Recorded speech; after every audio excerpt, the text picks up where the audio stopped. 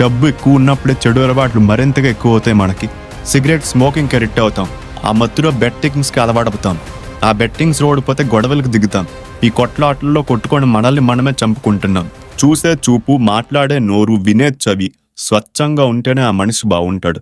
మనిషి బాగుంటే ఆ సమాజం బాగుంటుంది. సమాజం బాగుంటే ఆ దేశమే గొప్పగా వర్ధిల్లుతుంది. పూర్వం వేదాలు, పురాణాలు పఠించేవాళ్ళు. దానివల్ల అప్పుడు అందరికీ ఏది మంచి, ఏది చెడు అని అర్థం చేసుకునే జ్ఞానం ఉండేది. అందరూ ఎంతో సంతోషంగా ఉండేవారు అప్పుడు. ఇప్పుడు అవన్నీ వదిలేసి ఏది మంచో చెడో తెలుసుకోలేకపోతున్నాం. అమాయకంగా ఎన్నో తప్పులు చేస్తున్నాం. మనకు కావాల్సిన రెండు.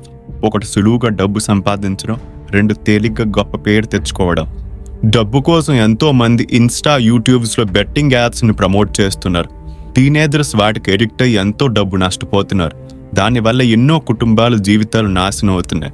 ఆ జూదంలో కలి ఉంటాడు కాబట్టే మనల్ని నాశనం చేస్తున్నాడు.